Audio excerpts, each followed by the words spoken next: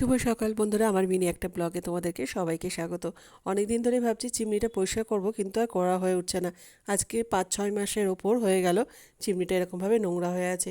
আর রেখেও দিয়েছিলাম, কারণ হঠাৎ করে মনে হলো যে আমি তো কেরোসিন তেল, গরম জল এসব দিয়ে পরিষ্কার করি। যদি মিশো থেকে একটা অর্ডার দিয়েছিলাম, দেখেছিলাম রিভিউটা খুব ভালো ছিল বলে, যে এটা কীরকম হয় দেখার জন্য, সেই জন্য একটা অর্ডার দিয়েছিলাম। তাই সেটাই আজকে ব্যবহার করব, সেটা তোমাদের কাছে একটু রিভিউ দেবো। তবে কেরোসিন তেল আর গরম জল এই সবটাই আমার কাছে বেস্ট মনে হয়। তাও দেখি এটা কীরকম হচ্ছে, সেটা তোমাদের কাছে শেয়ার করব। আর প্রতিদিনকার মতো আমার খুব সকাল সকাল রান্না হয়ে গেছে, খাওয়া দাওয়া করে সবাই সবার কাজে বেরিয়েও গেছে। আর সেই জন্য একটুকু ফাঁকা টাইম থাকে দুপুরটুকু। দুপুর না, এখন ঠিক প্রায় 11:30 মতো বাজে, দুপুর এখনও হয়নি।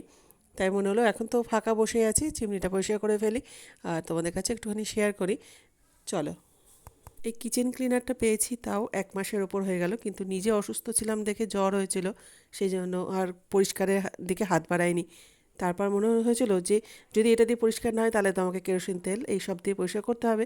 আর কেরোসিন তেলে হচ্ছে সবচেয়ে বড় অ্যালার্জি আমার কাছে। কেরোসিন তেলের গন্ধ মোটেও সহ্য হয় না। হাঁচি শুরু হয়ে যায়, সর্দি এসব শুরু হয়ে যায়, সেই জন্য আর একটু সুস্থ হয়নি, তারপর পরিষ্কার করব। আর কীভাবে এটা ব্যবহার করতে হয় সেগুলো তোমাদের কাছে দেখাচ্ছিলাম, নিজেও একটুখানি পড়ে নিলাম। চলো কেমন করে দেখি এটা পরিষ্কার হয় নাকি, কতটা কীরকম হচ্ছে। সেসব দিয়ে আমার পদ্ধতি কাজে লাগাতে হলো। এই যে গরম জলে ডিটারজেন্ট দিয়ে লাস্টে এটাকে ফোটাতে হলো, নাহলে পরিষ্কারই হচ্ছিল না। ওই লিকুইডটা দিয়ে, যে কিচেন ক্লিনার কিনেছি ওটা দিয়ে, তারপর শেষ অবধি পুরো চিমনিটাকে কেরোসিন তেল দিয়ে মুছে নিলাম। কেরোসিন তেল দিয়ে কিন্তু সবচেয়ে ভালো পরিষ্কার হয়।